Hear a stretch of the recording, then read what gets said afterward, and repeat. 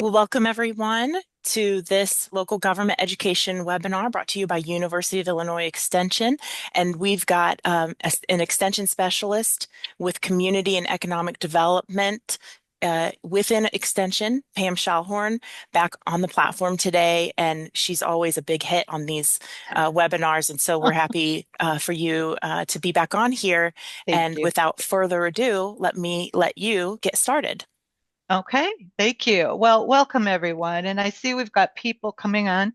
I really appreciate it. We had over 190 people register for this. So um, it feels really good to know that our programming with the University of Illinois Extension is being appreciated across the state. So thanks so much for being here.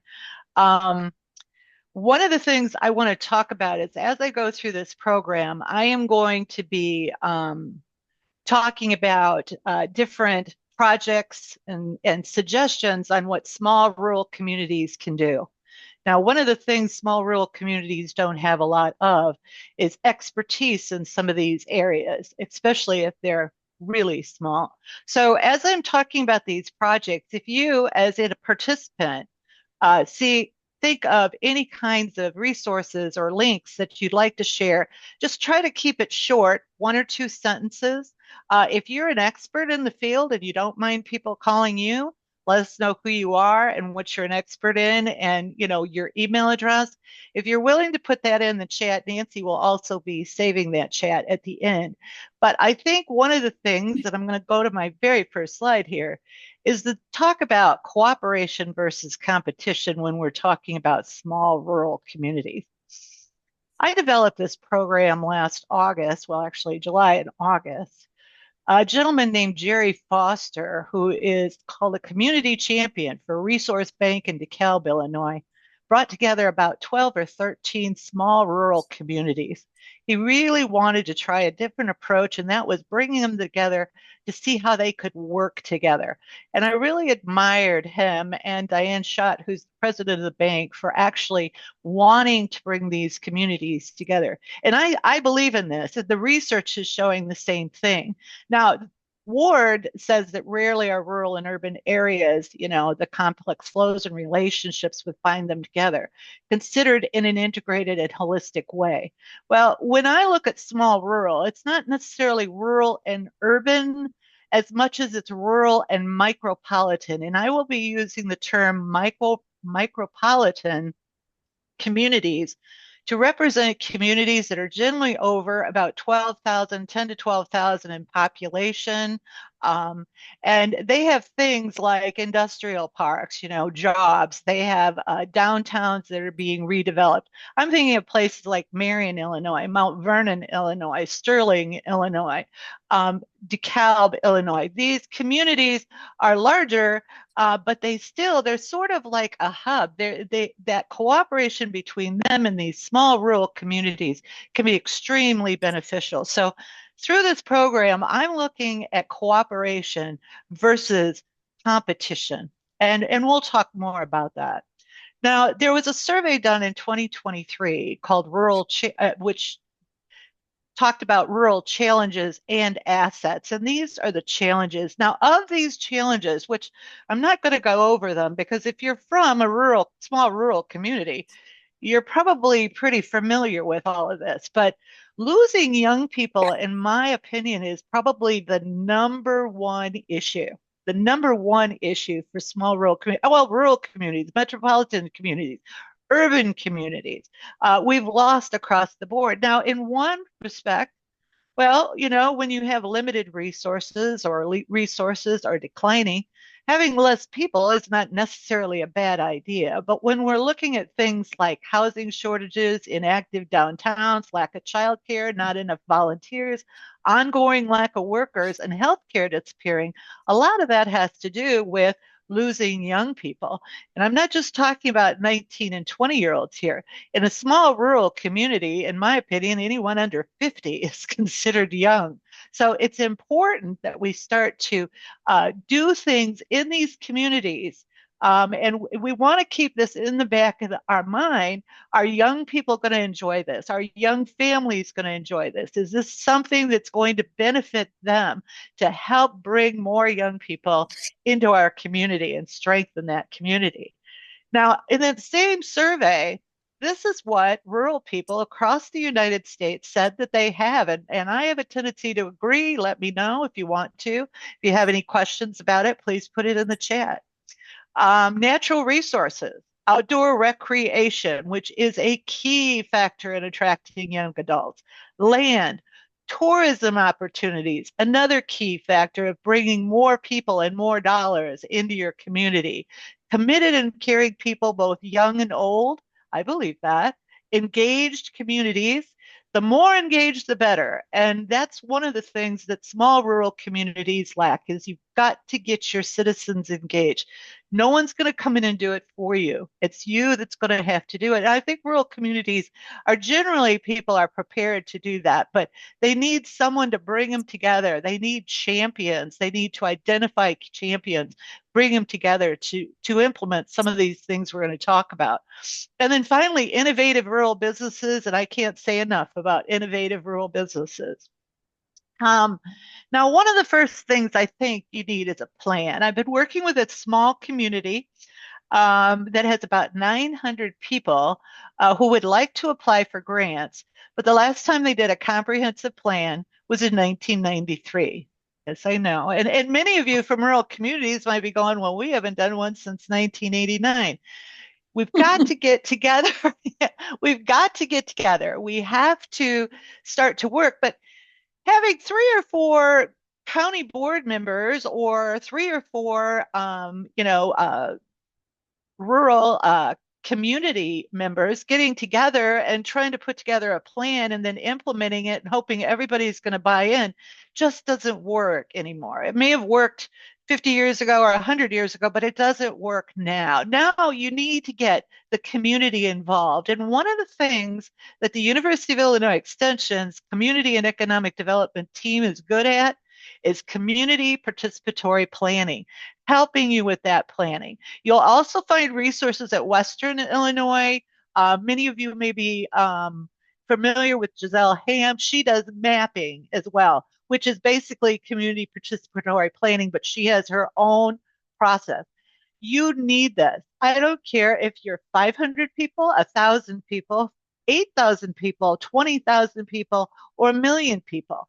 Community participatory planning is a must. If you want to develop something for your community, you want to put together a plan and then you want to implement it. I'm going to talk about some very successful planners and plans that have happened in small rural communities here in a minute. Okay, now the first thing, if you're in a small rural community, the first thing you have to think about is infrastructure. And when I developed this program, I realized I had put together all these ideas, all this research I'd found, all these things that they could do. And then I realized, wait a minute, if you don't have infrastructure, if you don't have the right infrastructure, well, all bets are off. Going on to develop your downtown or to enhance tourism isn't going to do you much good if you don't have this. Now, back to the group that Jerry Foster at Resource Bank put together, this group of communities, primarily mayors, city council members, a couple of county board members. This was what was surprising to me is that broadband, which Nancy Odrago, who is leading this, she's moderating today. She is an expert in this.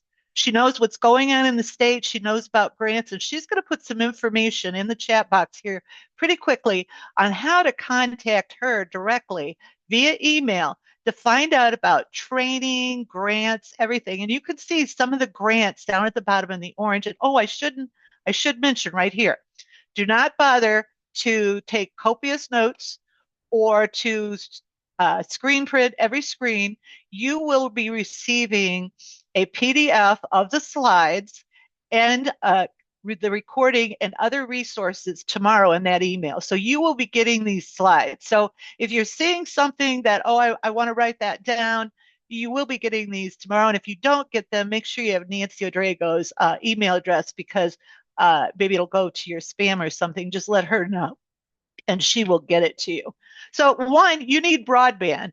You have to have broadband. If you do not have good broadband, you need to work on it. Now, I do know a lot of young people that work remotely using their iPhones and their smartphones and using their, AT&T as a hotspot, their own phone as a hotspot. But broadband is a must. And like I said, Nancy is an expert at the University of Illinois Extension. Please reach out to her. She has contacts, she has resources for you, and she knows about these different grants. Um, the other thing is sewer, water systems, technology, sidewalks. What I've found is the biggest issue in Illinois right now, and it was an interesting uh, program that was put together by the director of DeKalb's sanitation system. I was not aware that so many small rural communities either have open ponds for their sewer systems that are sanitation systems that are no longer legal in the state of Illinois and need to be replaced, or they're communities that have nothing but every home has a septic system. They're all individual septic systems, which is also not it's clashing with the EPA guidelines right now in Illinois. Now, there are several grants out there, which we'll send you those resources and links to do studies and designs. But what was really important when we were talking to the head of DeKalb sanitation system is that there is a way where a sanitation system in this micropolitan or more urban area can link do pumping stations rather than ponds or complete sanitation systems. Not only does it cost less, it also has the opportunity on the long term because you're not going to have the operating costs. You're going to connect to, say, if you're close enough to do a pumping station and connect it to DeKalb sanitation, then, in that particular area, obviously, it can not only be less money upfront, less operation costs. Now, there was some discussion and it would require a memorandum of understanding. People don't want to be, cut off like this is all you can do. But, it takes some thought. But before you go and when you're doing this planning, keep this in mind. If you're going to go and get a grant to do planning, check with sanitation systems in larger communities around you that might be willing to allow you to connect to where you can share costs. Again, this cooperation can help you solve the issue because obviously, and many of these communities that showed up that day, and I think one of them was Waterman that was very excited because they had someone who wanted to come in and build housing, but they couldn't expand their sanitation system. The cost to do an entire sanitation system would be just outrageously high. So this opportunity to connect to DeKalb could save both communities, make it better for DeKalb and better for Waterman. So I really want you to think about this if you need a new sanitation system. Once you get the planning grant and you get a planning grant and you're looking at it, keep that in mind. It's just one example of how communities can work together to help small rural communities build better futures. Okay, now we're talking about losing young adults. And I'm just going to go over the screen quick. Remember, you're going to get these screens, so it's not a big deal. You'll have them either tomorrow or next Monday. One of the things, don't blame yourself. We're a rural community. That's why we're losing population. Yes and no. Yes, they go away, they go to college, they don't come back.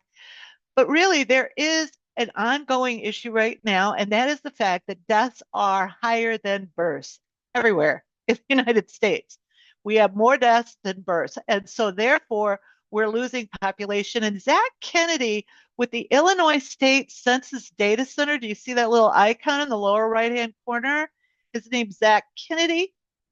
And he is the one who prepared these, this one and the next one I'm going to look at. But I really appreciated his help with this because it really shows that for the whole region, this was something he developed for the North Central Illinois Council of Governments. It was a program we did for them. And you can see the whole region lost 1,486 people just from deaths versus births.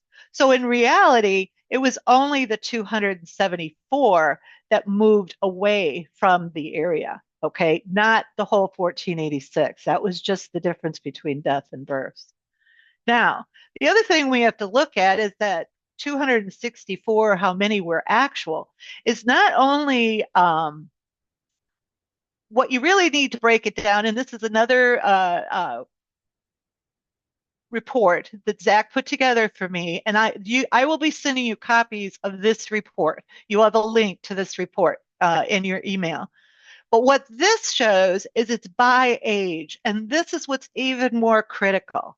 You see, even though the death rate is higher, our 60 and over populations in most communities is growing. Okay, it's getting bigger. I'm part of that generation, so no issues there. We're just the population is aging out. But when you look, for instance, let's just take a look at Stark County, which is in the very last column of this report. And you'll have plenty of time to look for your county and the other counties. But anyway, you can see here that you've got 11.4% change in population. That's a lot. But 5 years and under, they lost 17.6%. 5 to 19-year-olds, 26%. Young adults, 20 to 39, 11.5%. Working age adults overall, 13.6%. So this is critical because what does that mean? The 5-year-olds they've lost, the school age population they've lost, what does that mean for rural schools? Well, I'll let you think about that for a minute as I move on, because this is what has been a critical thing with those young adults and young families moving away from rural areas. The population is shrinking more than just the difference between births and deaths. Now, manufacturing, I've been doing economic development for a long time. That's all I'm going to say. And one of the things I see small rural communities doing is they are still trying to attract manufacturing. And so I'm going to answer the question, does that work? And I'm going to say, yes, sometimes. And I'm going to show you a report. And we're going to move to that before I discuss the rest of this. So I'm just going to move one more report. And this should be the end of my data here. There are two. Look at this report. Now, this report is the change in manufacturing employment for rural Illinois between 2013 and 2023. I am only looking right here. Now I have the entire report for the entire state. I'm only looking at counties less than 40,000 people, which I consider very rural. You can see the population in 2020, and then you can see the number of manufacturing jobs they had in 2013, 2023. Obviously, the change between the two, and the winner is Washington County, Illinois. Second place is Jefferson County, Illinois. Now, I can't remember how many counties, something between, I think there's about 80 to 83 rural communities that qualify as less than 40,000. There's quite a few of them. And you're going to see it in the report. They're ranked. But let me talk about Washington and Jefferson County.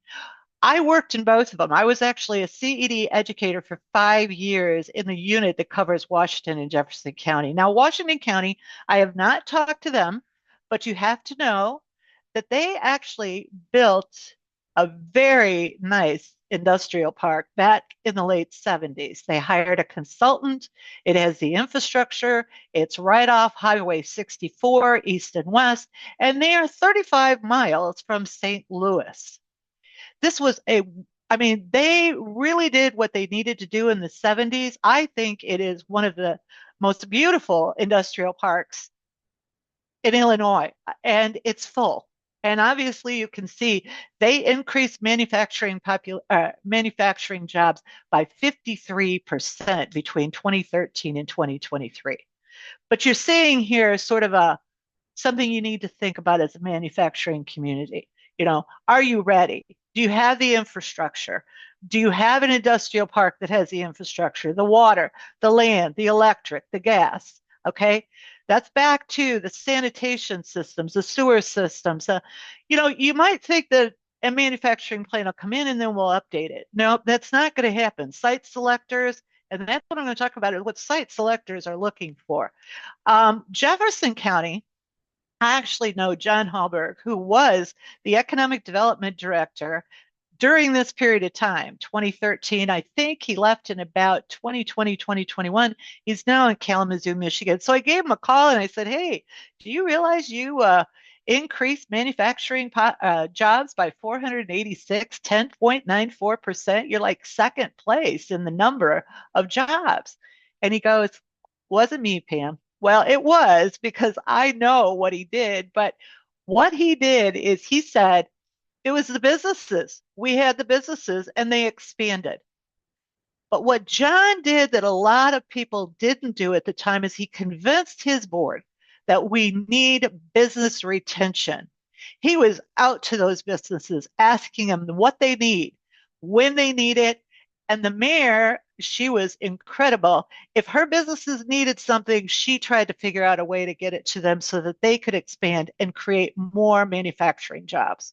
So, one, do you have an industrial park now? If you don't, I'm saying there's other things you can think about, like tourism or downtown revitalization or other ways, agribusinesses. I'm going to quick go back to this and say, focus on business retention. Are you infrastructure ready? If you're not, go back to slide one. Promote both regional and local assets. I laughed. There was the gentleman who was in Clinton County. He was actually in Carlisle, and he was the mayor. And he laughed once and told me he's actually closer to the Bond County, which is the county just north of him, the Bond County Airport, than some of the communities in Bond County. So when he advertises for economic development on his website, he was using the Bond County Airport. The thing is, you don't have to put another airport or small airport in a county just south of a small airport. Just utilize that one. This is back to more cooperation, less competition. Let's start to look at partnerships with these other communities around us, and certainly with the larger ones where we're going to find our health care and the good schools, possibly colleges, community colleges. This is important to rural communities. Okay, let's keep going. Now, the condition of your downtown, I love this. I rarely steal anything, but I actually took this from the Facebook. I love this meme. It says, the condition of your downtown is the only marketing that matters. You don't believe me? Ask a site selector. Because site selectors 20 years ago were looking for the industrial park, the shovel ready, the building, the land, the water, the sewer. That's what they were looking for. That was their checklist. Now they're looking for a place that the young people that they want to hire, the talent that they want to hire, regardless of age, is going to want to move to that area. This is critical, and downtowns are one of the key factors. Um, Rural downtown revitalization, I've seen a lot of it. In fact, this mural is from Marion, Illinois, which I consider a micropolitan community. But the work that they've done in their downtown, and it is paying dividends. In fact, I'm not sure if it's still out there. Susan Odom, you can let me know after the program, but they just started a flight from Chicago to Marion. I think it was about a year ago. So I'm hoping it's going on.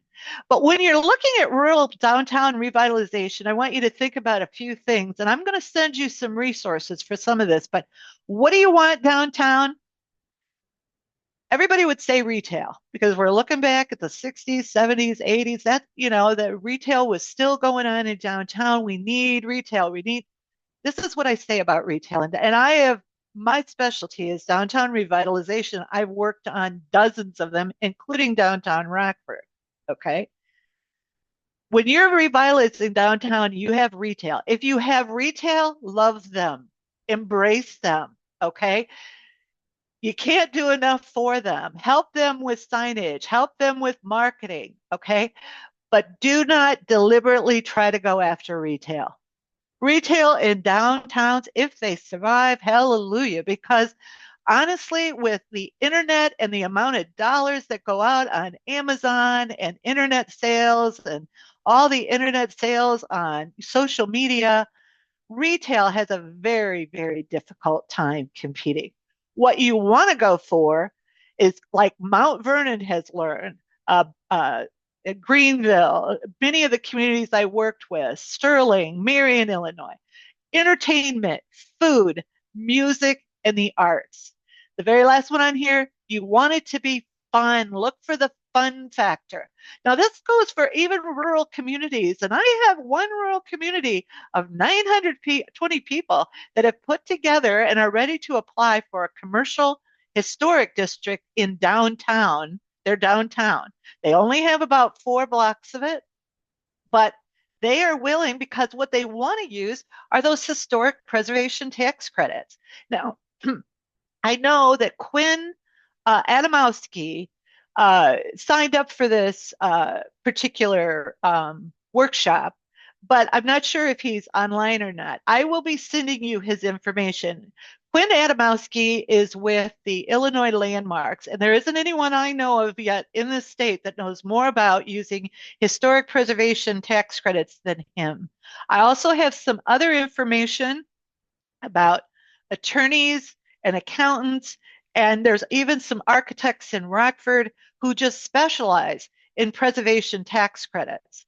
And not just ones that you can sell to a big bank. There is a group in Rockford that came up with a way where people that make like less than 200,000 can buy these tax credits and utilize them. And they actually turned out to be a great deal. And by the way, you want to revitalize your town, you want it to grow, you need private investors, local private investors, people that live there willing to put their money into your downtown. Maybe you want to do a crowdfunding campaign for something downtown. I have dozens of examples of that. This downtown revitalization, the entertainment, food, music, and the arts, I don't care where they're going. This is what young adults want. And when I'm talking about young adults, I'm talking anywhere from, say, 17, 18 up to in their early to mid 40s. They want this. Business retention, that's what you want to do with retail. If you can find entrepreneurial training, I'm working with a couple of people right now to I do too. I keep thinking, oh, it's got to be in person. You got to have somebody there to talk to them. No, there are ways you can get entrepreneurial training via online, webinars, an interesting program for your entrepreneurs online.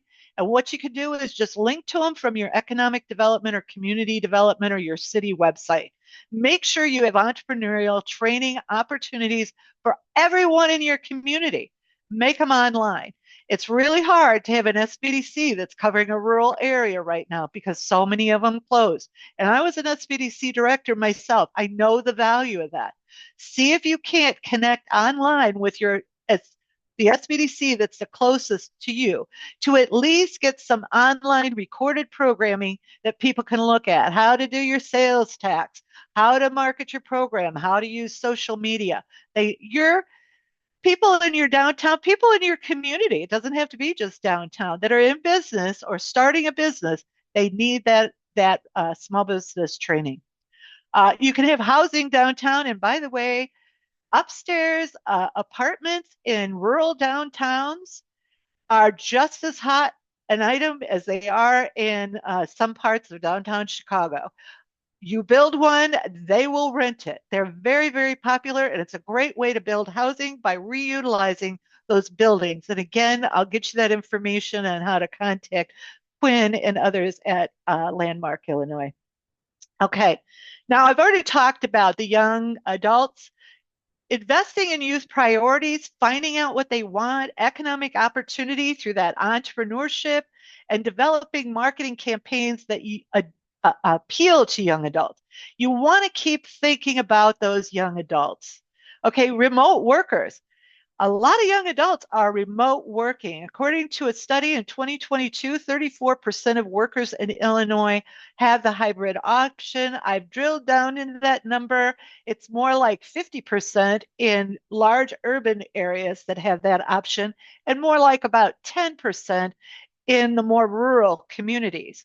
But it doesn't mean that there aren't remote workers. Every time I do a program I call Reversing the Exodus, we have a young adult panel that talks at the end, and we find out, I mean, So many mayors and city council members are shocked at the number of remote workers or those people that are influencers on social media, or they actually manage social media for companies that are hundreds of miles away from them.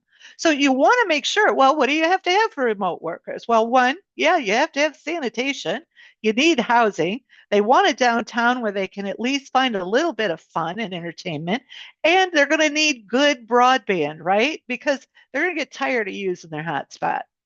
Um, Generally, these workers also have greater income and higher levels of education, so they can bring more income into your community, and they can also bring some expertise where, boy, if you can talk them into volunteering at your local museum or becoming part of your city council, they can bring some of their skills with them. So investing in that infrastructure and resources for remote work is just as important as for the rest of the community. Tourism development. Mark White, who works for the University of Illinois Extension, he's a professor. He did a study in 2023 that showed that recreation dependent counties grew twice as fast as the nation overall, and Midwest recreation counties mirrored this trend. I have been giving a program called Marketing Rural Tourism. It is a great way to do it. I think you need to think about your tourism assets, what you have, what are the amenities you have, doing some good planning around this, how you expand it, and marketing it. Now, I'm not saying go for manufacturing, go for downtown revitalization, go for tourism development. No one knows like I know how small your leadership, social capital, uh, pool of people, candidates to work on these projects is. So you're going to have to see what do you think is going to make the biggest difference.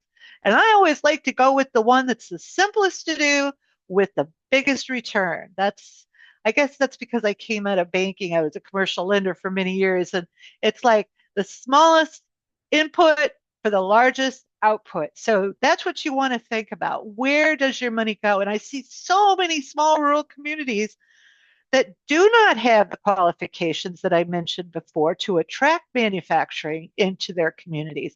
Go after manufacturing when they have all these tourism assets that they could market, or they have a downtown with potential to build housing and redevelop it, to use the historic preservation tax credits to redo these buildings. And if you're talking about, oh, I know, it's code enforcement and building codes, and we've got landlords that are out of town. Well, I have a young woman in Mendota, Illinois, who has part of the city now, who's working. The city of Mendota has worked up some code enforcement opportunities, and I'm trying to get them to share them when they're finished so that other communities in the areas can see them. Again, cooperation versus competition. If you've got ordinances that you think will work and you're willing to share them, you have some great ones, put it in the chat box. Let other people on this call know. I'm not the only one here to train. We can work and help each other learn how to overcome some of these things. And then finally, the iRural tourism kit, I will send you a link to this. It is a do it yourself planning kit that was developed by the University of Illinois and Illinois Extension to assist small rural communities in identifying and expanding their tourism assets. And I highly recommend you take a look at it if you decide this is what you're going to do. It's really, really critical. You have very few volunteers, but you want to find those champions, get them together, and at least try this iRural Tourism Development Kit. So I will send you a link to that. And of course, if you ever have any questions on anything I'm discussing, I'll have my email on the very last slide. Feel free to email me. Email Nancy. I believe she put her email in the chat. Mike, if you haven't put your email in there, put it in there. Mike works in the DeKalb area, Belvedere area. He has a huge amount of resources. I mean, he's moderated all of these webinars, so he's very well informed. So Mike, put your email, if you wouldn't mind, in the chat box so that people can contact you too. So reach out to somebody at Illinois Extension. And we'll get you that iRural tourism kit, or we can get you to a CED educator or specialist that might be able to help you with it, or bring more programming to your region. Um, Rural quality of life, making your small community more desirable. Here's a couple of ideas, but the first one there, and I believe Nancy, if you could hear this, I think that Brittany Gibson from Dietrich, Illinois, gave a webinar on her community center that they received $1 million grant, and then they raised $1 million. I don't know. I think Dietrich only has about 4,000 in population, 5,000. It is very small in eastern, central eastern Illinois. But Brittany Gibson and her little group, they're all younger people, but they built a community center that helped seniors and young people, and it was just great. Yeah, thanks, Nancy. I see the thumbs up. So if you've got it and put it in the chat box, there should be a recording of Brittany's presentation there. And I really encourage you to do that if you're thinking of this. Now, events, energy, people coming together. That's what you want. It isn't about building a manufacturing plant. That's not what gets people excited. It's not about renovating a building in downtown. What it is it's about bringing people together, getting them energized, getting them excited about their community, getting them excited about the future for rural communities. It's getting that spark. That's what it takes to bring people together, to have some fun. And it really is important for rural communities to think about this. I heard that Lamoille, Illinois, which was only 750 people when I lived there, they brought back Buffalo Days. They were really popular in the 70s and the 80s, kind of died out. They brought them back, beer tents, pop-up shops, just wonderful. And they're, of course, they're drawing people from all over the area. Again, it's not all about you. If you keep looking inward to your small rural community, you're never going to get anything done.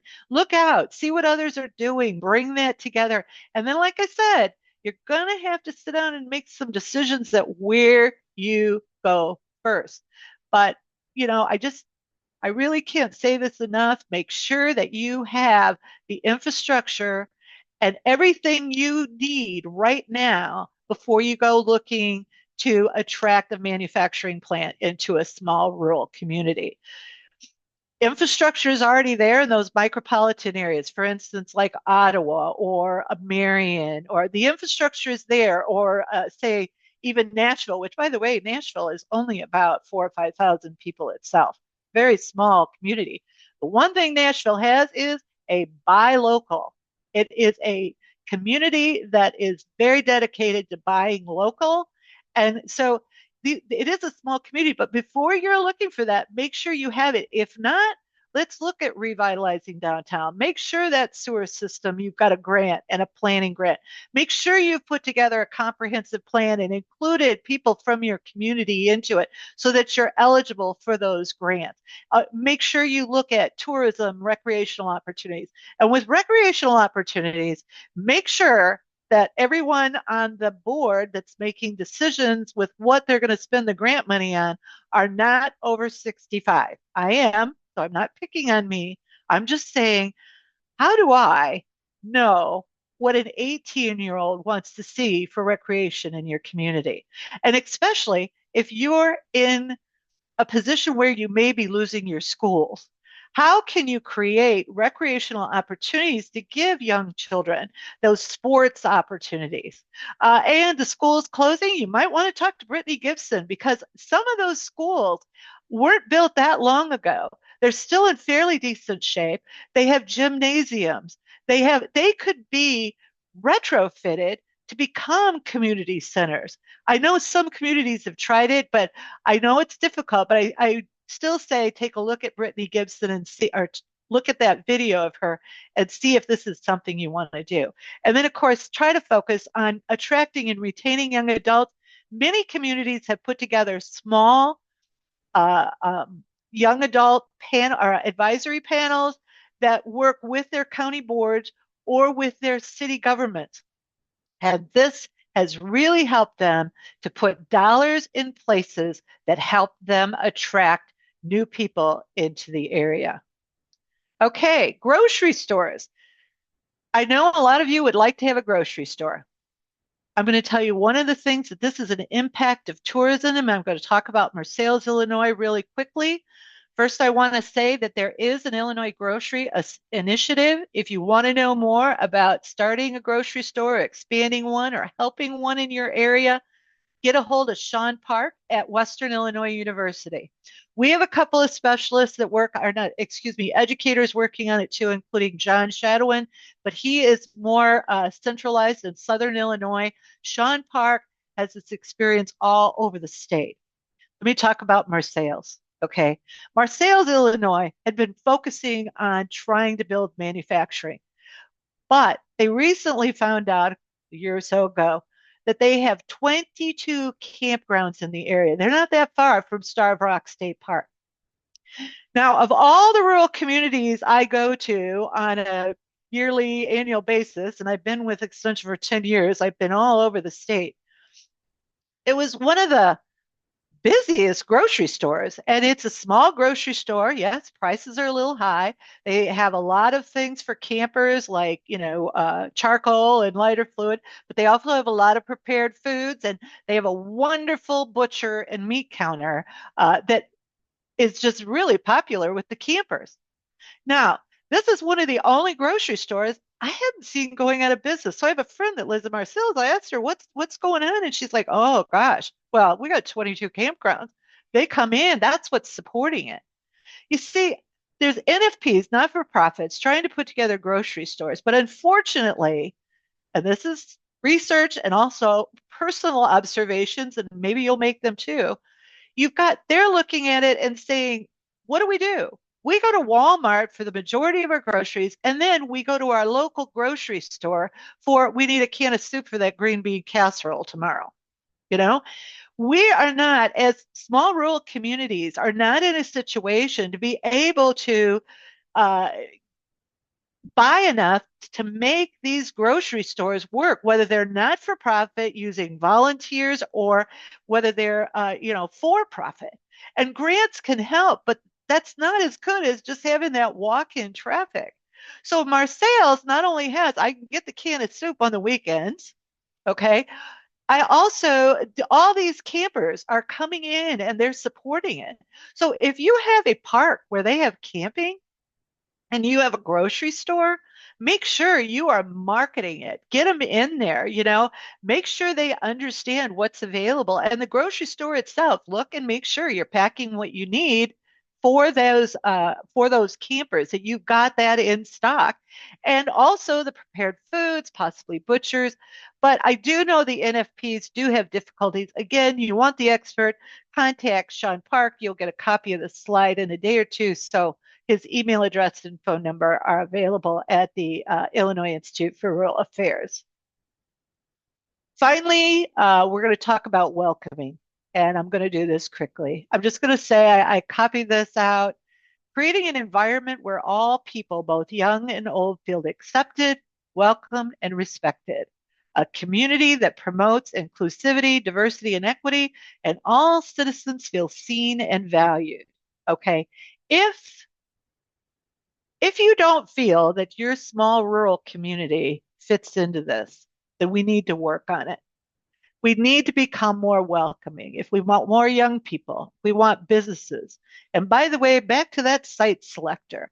Someone coming as site selector, maybe it's someone who's thinking about buying a building and renovating it in your downtown. Maybe it's someone that wants to start a restaurant, okay?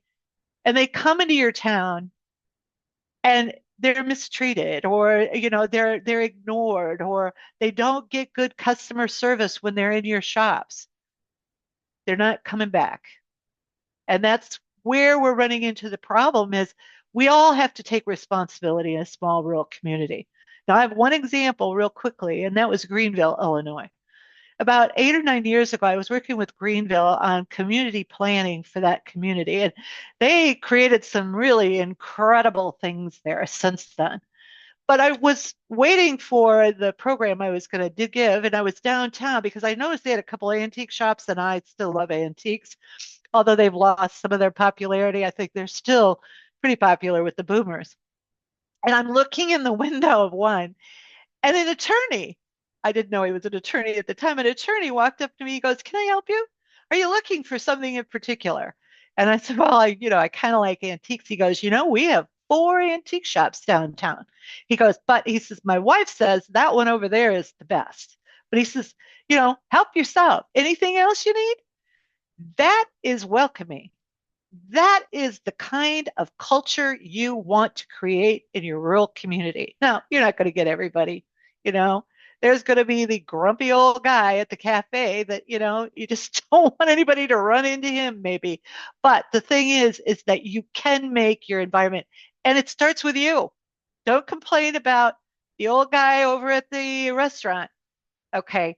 It's what's Pam going to do to make it more welcoming? Okay. My grandmother always said, does it cost anything to smile and say hi to someone? It doesn't hurt you to say, and especially if you think that person, if you don't recognize them, chances are they're from out of town. Okay. They could be a tourist, a site selector, a shopper. Okay.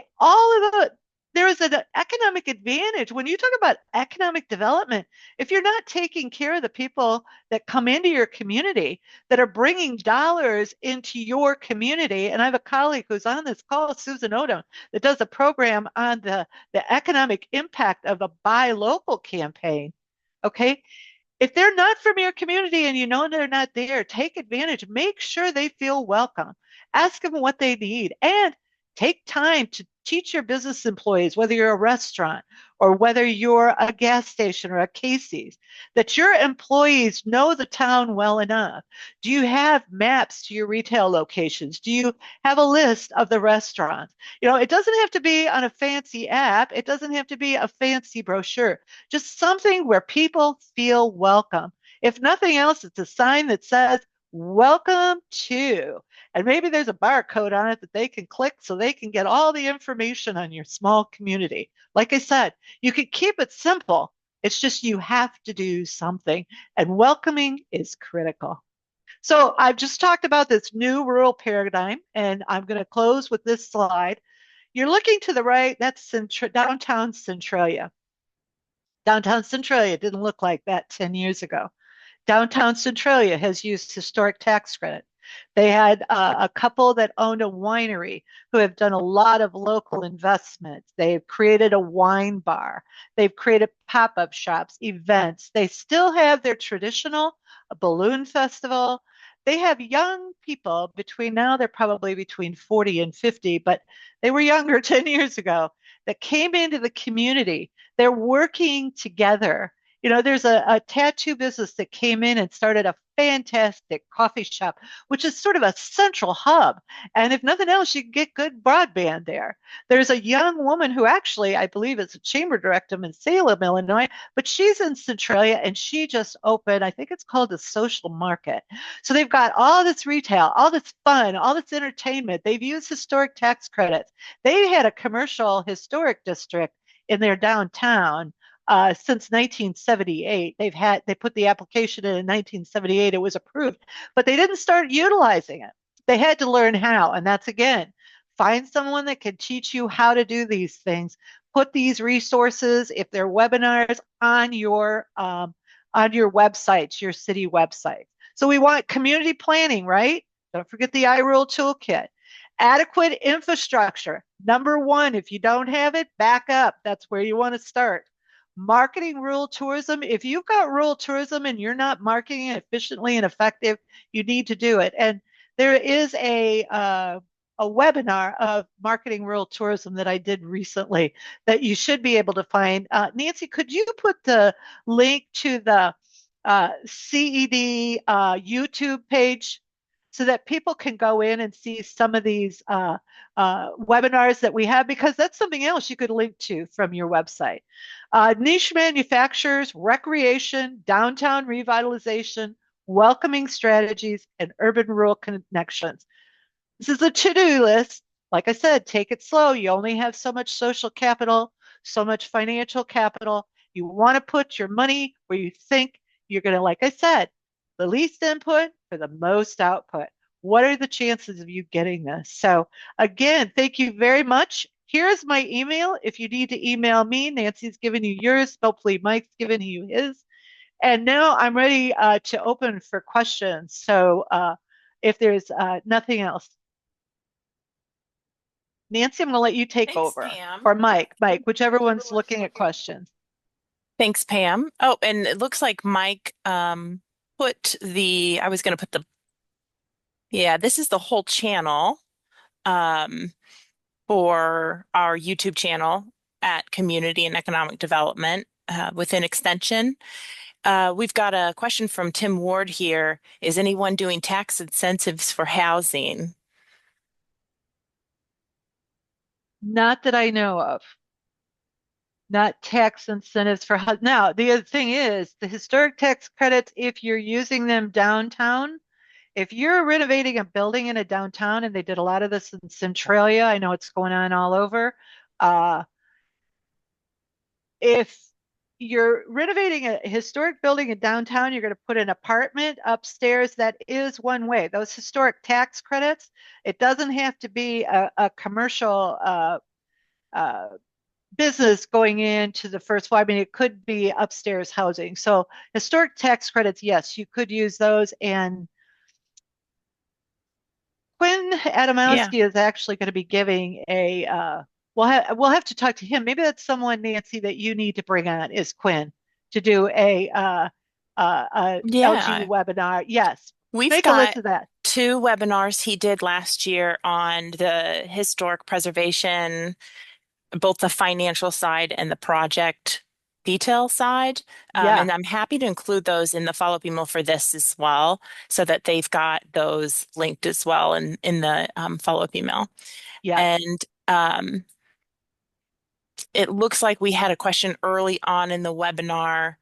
For some reason, when I read the question, I thought you had addressed it, but let me just ask. Okay. So we have Kelly who is saying cities that have a high rate of commuters often don't qualify for some of these grants, even though there's not local sales tax to match the average income. So how do small under 5,000 under 5,000 population communities find funding for major infrastructure projects? So that question was posted around the time you were talking about the broadband infrastructure and some of the other infrastructure, sewage and things like that. Yeah, that is probably, this is again where finding other communities that have done it is probably your best because you're right. That is a tough thing. And a lot of times all they have to offer is loans, not grants, and which means that the community is going to have to pay it back. That was one of the reasons why I talked about linking in and using pumping stations with a larger sanitation system in a larger community, because the one in DeKalb was actually willing to help them with grants, with the planning grants, with loans, and also, like I said, he had shown us how much money could be saved over time. So, unfortunately, that is the only answer I have. One of the things they may want to talk to is, and who asked that question? City of Leroy. Oh, City of Leroy. Okay, thank you, City of Leroy. The other ones you might ask is to contact your the regional economic development person with the Department of Commerce and Economic Opportunity. If you go on their website, you can find out who your local rep is.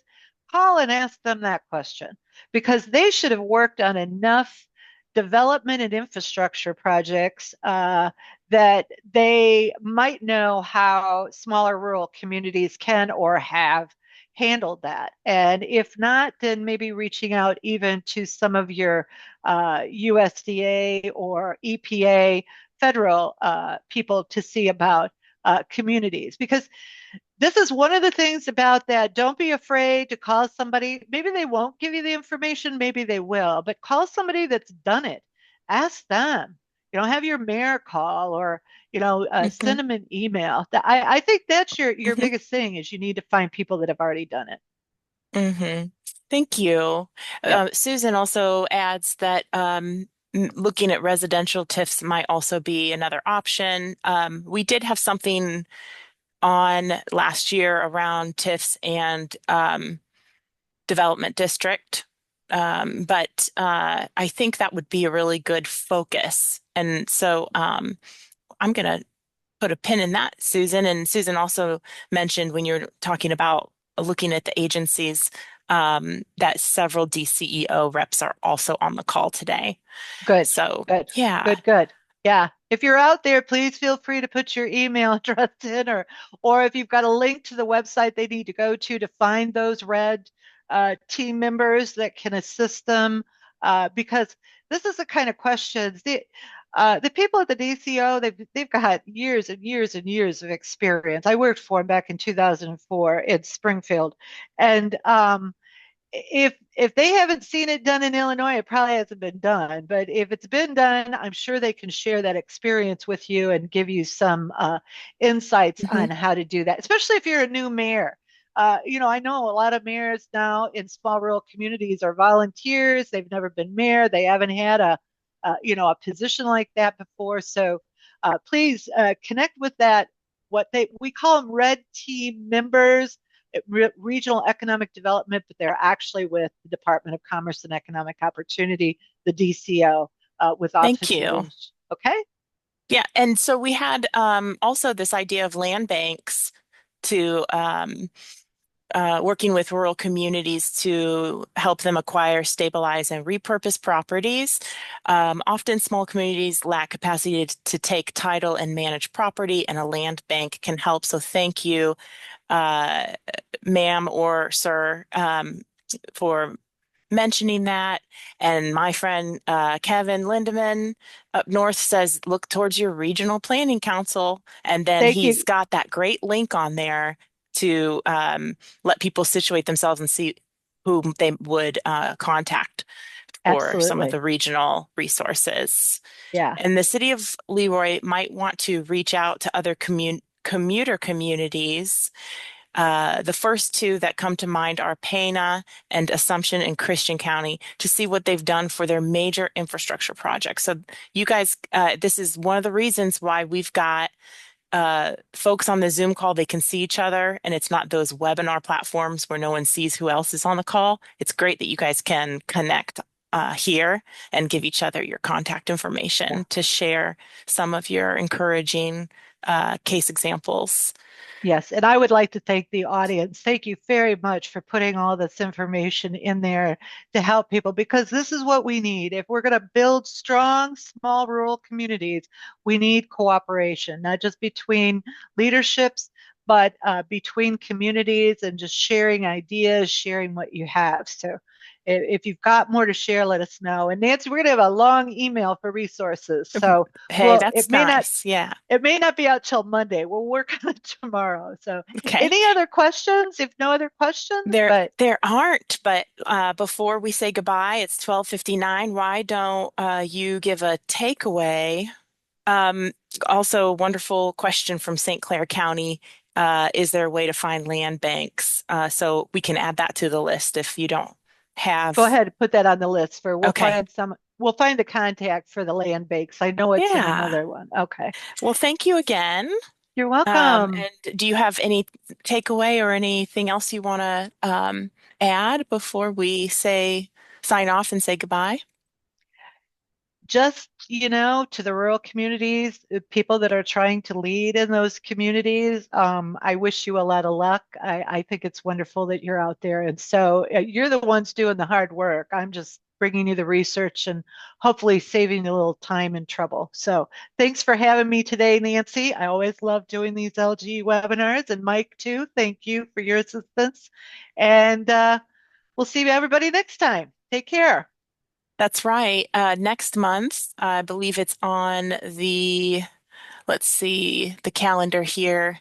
Your next time you're going to be on here is February 13, 13th. and Yes. it's Thursday at noon. February 13, the role of downtown redevelopment in attracting young talent. So we're really looking forward to that. And you know what? We'll include that link also when we All email right. you all. I All right. appreciate it, Pam. Thank you so Thanks, much. Ed. Thanks, Nancy. Take care. I'm gonna sign off now.